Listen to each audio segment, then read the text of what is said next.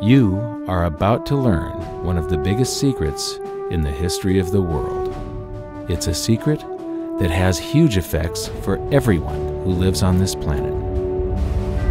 Most people can feel deep down that something isn't quite right with the world economy, but few know what it is. Gone are the days where a family can survive on just one paycheck. Every day it seems things are more and more out of control, yet only 1 in a million understand why. You are about to discover the system that is ultimately responsible for most of the inequality in our world today. The powers that be do not want you to know about this, as this system is what has kept them at the top of the financial food chain for the last 100 years. Learning this will change your life because it'll change the choices that you make. If enough people learn it, it'll change the world because it'll change the system. For this is the biggest hidden secret of money. Never in human history have so many been plundered by so few, and it's all accomplished through this, the biggest scam in the history of mankind.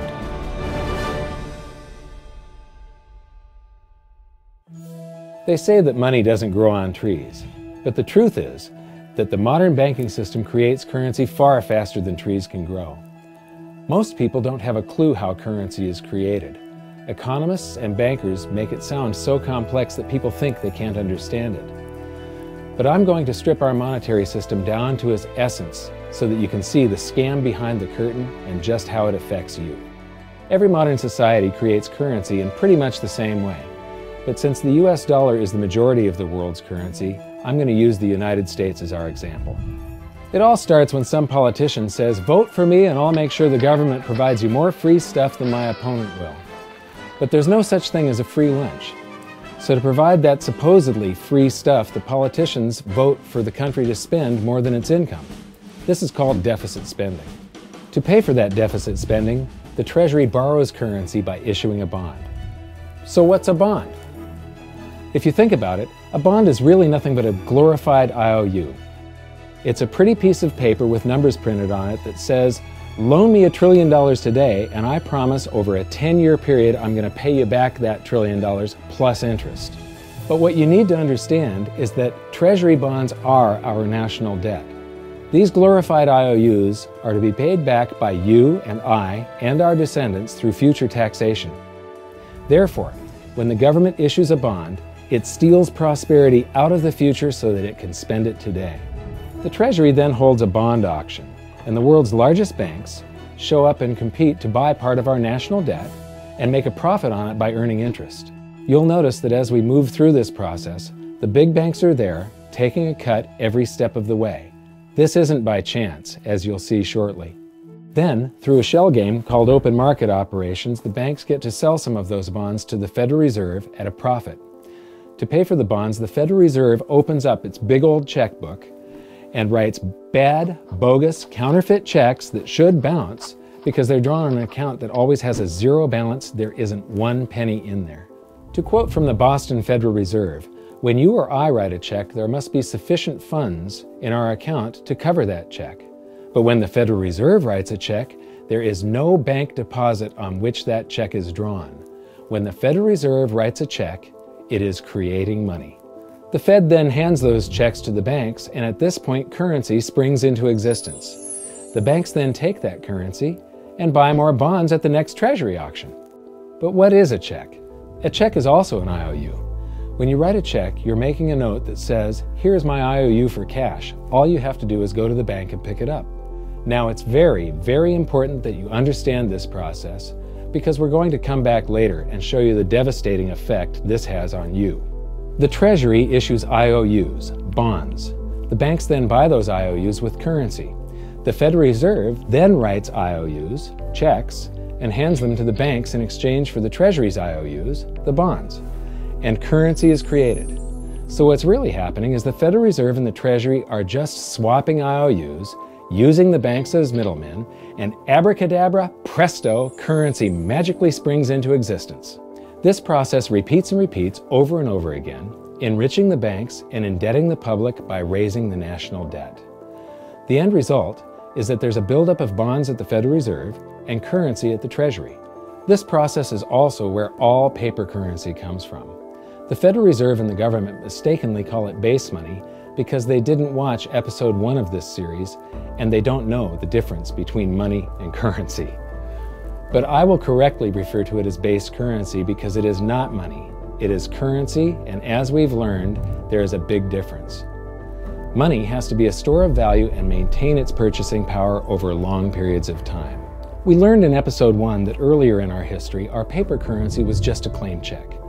It was a representation for real money of intrinsic value, the gold and silver that was held on deposit at the Treasury. You could walk into any bank and slap your currency, like say a $20 bill, on the counter and redeem it for real money, a $20 gold piece. But now, this base currency that's piling up back here is really nothing but a receipt or a claim check on an IOU, that bond. So it's really nothing but a supply of numbers. The Treasury then deposits the newly created currency into the various branches of the government, and the politicians say, "Hey, thanks for that." And the government does some deficit spending on public works, social programs, and war. The government employees, contractors, and soldiers then deposit their pay in the banks. Now, this may come as a shock to you, but when you deposit your currency with the bank, you're not actually depositing it into an account to be safely held in trust for you. Instead, you're actually loaning the bank your currency, and within certain legal limits, they can do with it pretty much anything they please. This includes gambling in the stock market and loaning it out, at a profit, of course. Now this is where the machine of currency creation really gets cranking, because this is where something called fractional reserve lending comes into play. Fractional reserve lending is exactly what it says. The banks are allowed to reserve only a fraction of your deposit and loan the rest out. Although reserve ratios may vary, I'm going to use a 10% reserve ratio as our example. If you deposit $100 in your account, the bank can legally take $90 of it and loan it out without telling you. The bank must hold $10 of your deposit in reserve just in case you want some of it. These reserves are called vault cash. But why does your bank account still say you have $100 if the bank has stolen $90 of it? Because the bank left IOUs it created, called bank credit, in its place. Now I know this sounds crazy, but here it is in black and white from the Fed. Commercial banks create checkbook money when they grant a loan simply by adding new deposit dollars in accounts on their books in exchange for a borrower's IOU. These are nothing but numbers that the banks type into their computers. And even though these bank credit IOU numbers are very different from base currency numbers, because they only exist in computers, they are still currency. So now there is $190 in existence. Now the reason people take out loans from the banks is to buy something. They're going to buy a house or a car or something like that. So the borrower takes the $90 that the bank loaned to him from your account and he pays the seller of the item.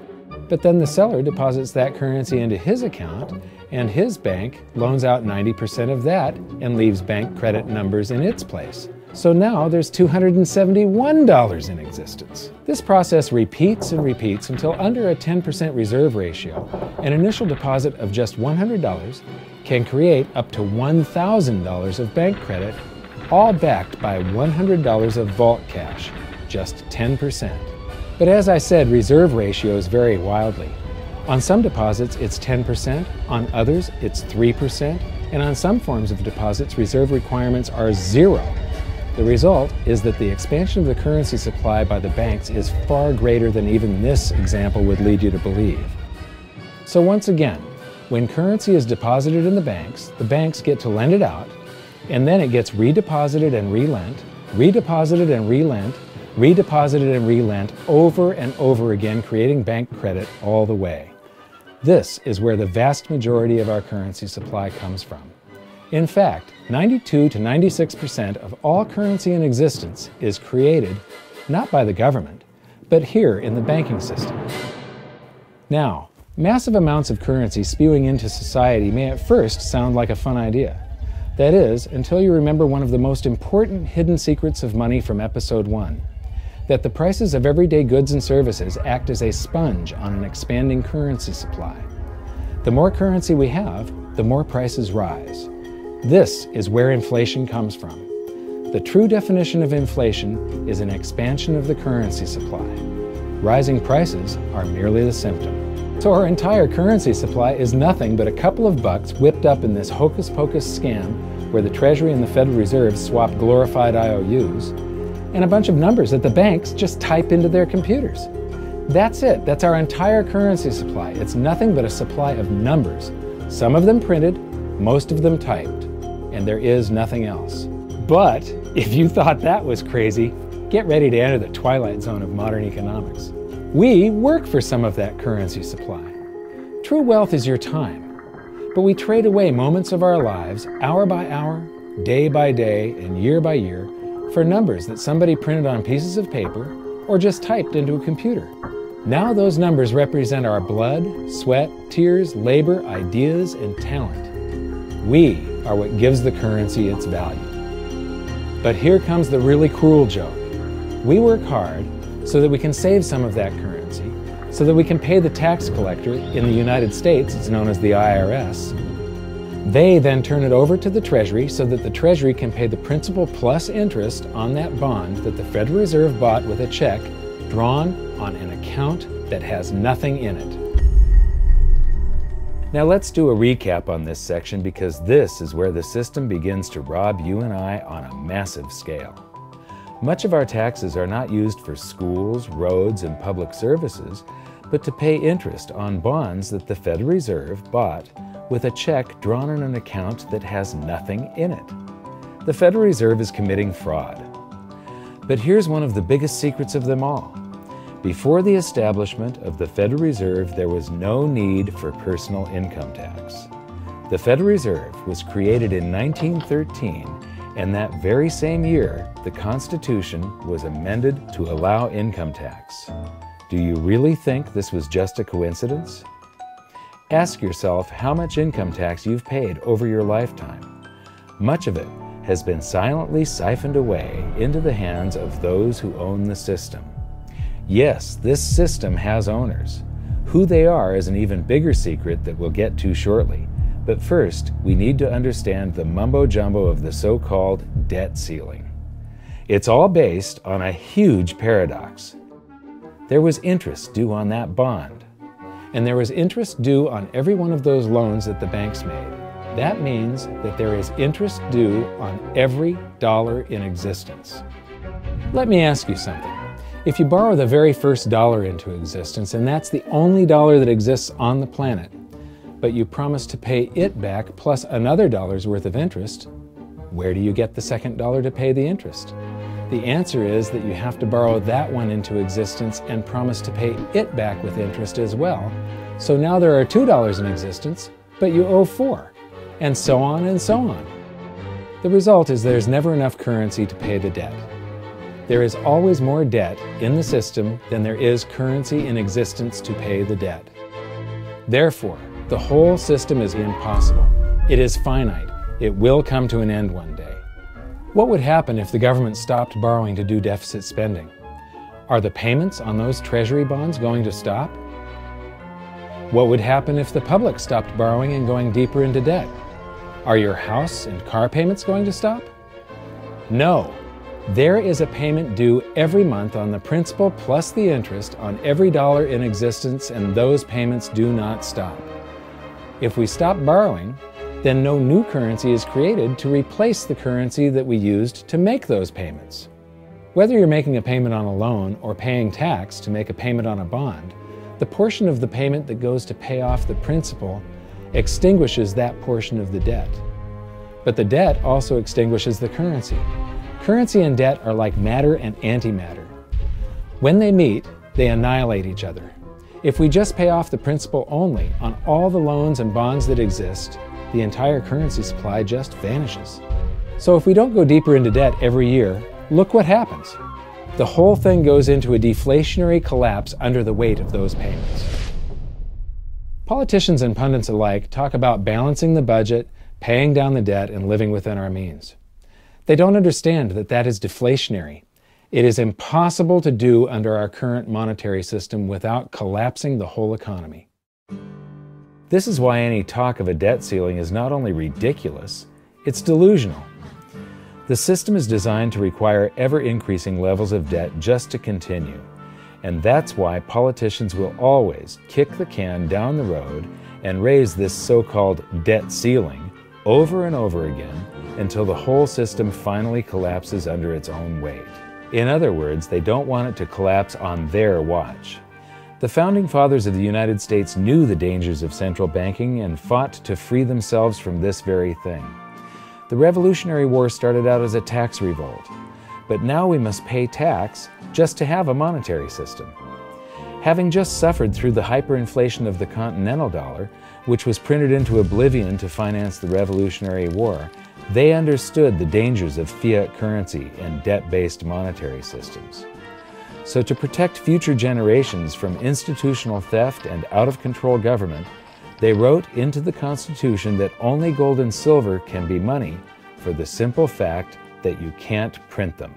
Our current system is not only unconstitutional, but it robs us of the liberty and prosperity our forefathers fought and died for.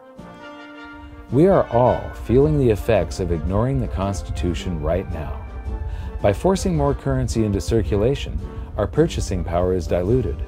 Inflation is a slow and insidious stealth tax that is simply the result of this debt-based monetary system.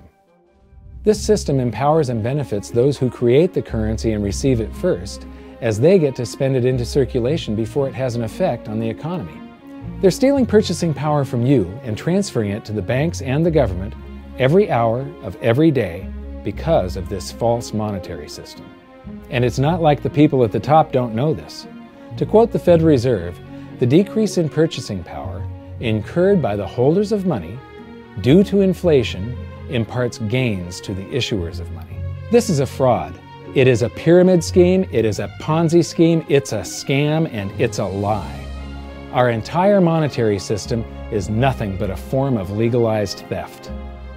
But here's the biggest con job of them all. The Federal Reserve is not federal, it has stockholders. There is no federal agency that has stockholders. What's a stockholder? A share of stock represents a percentage of ownership in a corporation. So the stockholders are the owners of that corporation. Therefore, the Federal Reserve is a private corporation with owners. And you can see it for yourself if you go to the Federal Reserve's website, and it will say, the stockholders receive an annual dividend of 6%. Now we know that the stock in the Federal Reserve was originally issued to the largest banks in the United States. But because of mergers and acquisitions through the years, you can't actually trace who owns the stock in the Federal Reserve. That's a very closely guarded secret. My guess would be that the owners are those primary dealers, the banks that get to make a profit by selling part of our national debt, those bonds, to the Federal Reserve, who buys them with a check from nothing. Then we pay tax to pay the principal and the interest on those bonds so that the Federal Reserve can pay the banks a 6% dividend. Don't be alarmed if you don't quite comprehend the deception of this system at first glance. Very few people do. It is purposely complex. The economist John Maynard Keynes once wrote, "By this means, government may secretly and unobserved confiscate the wealth of the people, and not one man in a million will detect the theft." I believe that presented correctly, anyone can understand this system, regardless of how complex it is. So let's do a recap and break it down even more. The way the system works is that, step 1, the government creates glorified IOUs. These bonds increase our national debt and put the public on the hook to pay it back. Step 2, IOUs are swapped to create currency. The Treasury sells the bonds to the banks. The banks then turn around and sell our national debt at a profit to the Federal Reserve, which they probably own. The Federal Reserve then opens its checkbook that doesn't have a penny in it and buys those IOUs with IOUs that it writes, checks, on a checking account that has a zero balance. Then they give those checks to the banks and currency just springs into existence, and then the whole process repeats. This results in a buildup of bonds at the Federal Reserve and currency at the Treasury, which is really just a supply of numbers. The Treasury then deposits the numbers in the various branches of the government, and we get to step 3. The government spends the numbers on promises, public works, social programs, and war. Then the government employees, contractors, and soldiers deposit their pay into the banks, and we get to step 4, where the banks multiply the numbers by magically inventing more IOUs through fractional reserve lending, where they steal a portion of everyone's deposit and lend it out. That currency gets redeposited, and then a portion is stolen again, and the process repeats over and over, magnifying the currency supply exponentially. Then we work for some of those numbers, which brings us to step 5, where our numbers are taxed. We pay tax to the IRS, who then turns our numbers over to the Treasury, so the Treasury can pay the principal plus the interest on bonds that were purchased by the Federal Reserve with a check from nothing. Then we get to step 6, the debt ceiling delusion.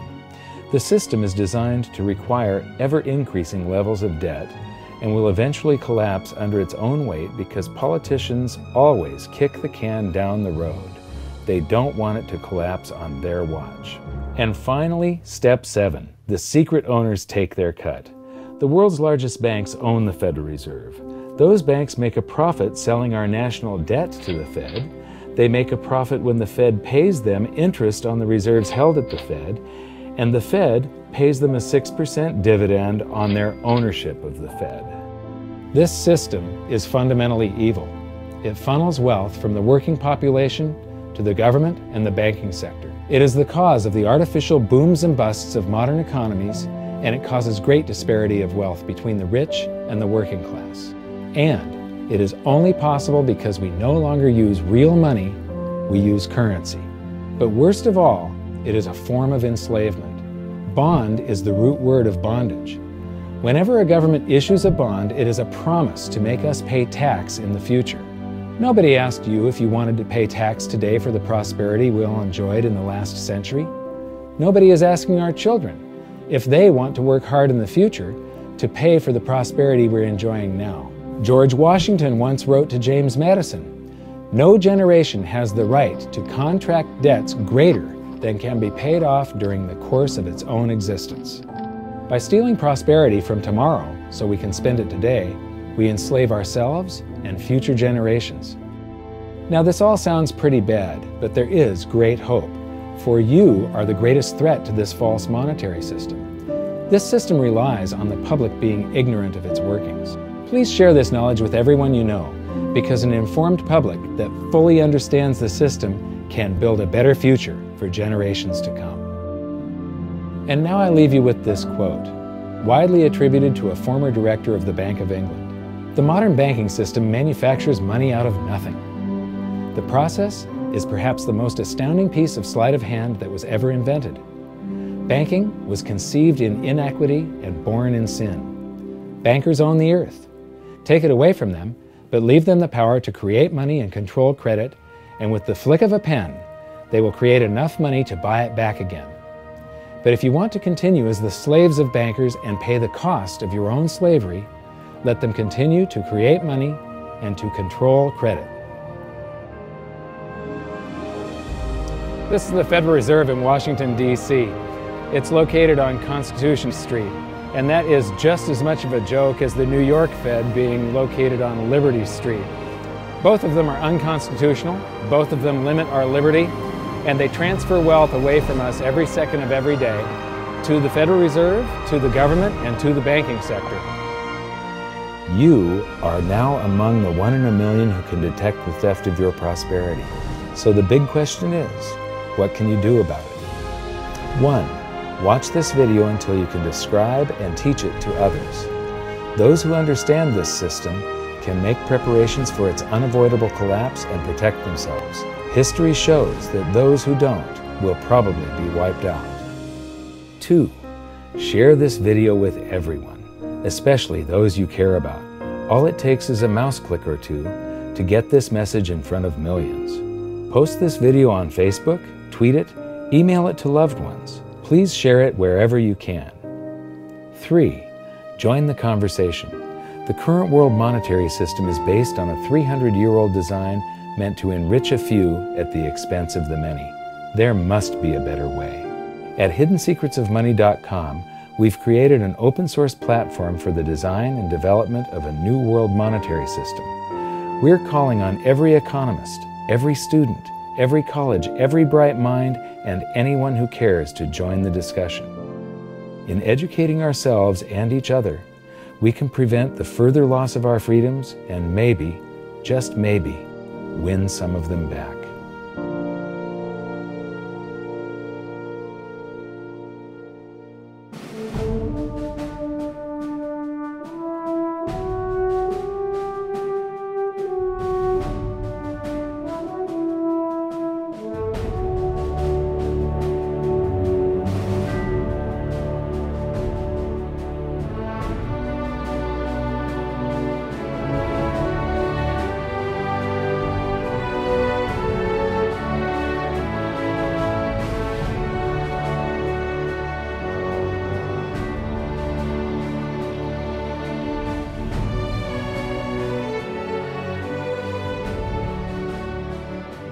I think your episode 4 is very beneficial, very helpful. It's going to introduce these ideas to a lot of people, and like I've just been talking about, we have to change people's mind, and the more they understand it, the better. And I think we're at this point now where more people in the last several years, 4 or 5 years, have thought about the Fed than they ever have in the previous 95 years. So I think an explanation and diagrams to show it is very helpful, because quite frankly, they're not going to get it in their grade school. They're not going to get it in their high schools. They're not going to get it in college unless they're in a very rare circumstance to understand how this works. You know, for years before I got involved in really studying gold and some of the things I write and talk about today, I was a monetary economist for decades. You know, in your video, you talk about the primary dealers. I was chief counsel and chief credit officer, one of the largest primary dealers for 10 years. So I had an inside seat on the Treasury market and have the privilege of working with several former vice chairmen of the Board of Governors, Manley Johnson and David Mullins, going back to the 80s and the 90s. So I'm very immersed in what you were talking about. And I thought it was extremely accurate, extremely clear. I didn't think you were stretching on any points. It was really like something out of a PhD course, except that it was very easy to understand. I think it's accessible. I think we're seeing a little bit of a revolution in communications in the following sense. You know, as you point out, the Fed was created in 1913. Well, in 1913, there was no web, there was no YouTube, no Twitter. There was really no one to kind of stand up and oppose the Fed or call them out, if you will, or really get into a discussion that everyday Americans could follow. That's not true now with social media and everything else. You can reach out to millions and tens of millions of people and tell them what's going on. I think you've done that. You've done it successfully. I applaud it. I think this is a great video. I look forward to seeing it again. I know millions of people will enjoy it. Well, as we know, the Federal Reserve believes it can create money out of thin air, not realize money is supposed to represent real products and services. And what people don't realize is when the Fed does that, in effect, as Keynes pointed out, it's a form of taxation. It's a form of confiscation. And because people don't see it, the politicos get away with it, but it also undermines social trust. It just is corrosive throughout society. We're going to have a lot of turmoil in the coming years, but it's going to be the kind of turmoil that leads to positive things. So don't despair. Get out there and fight, because the tide is going to turn.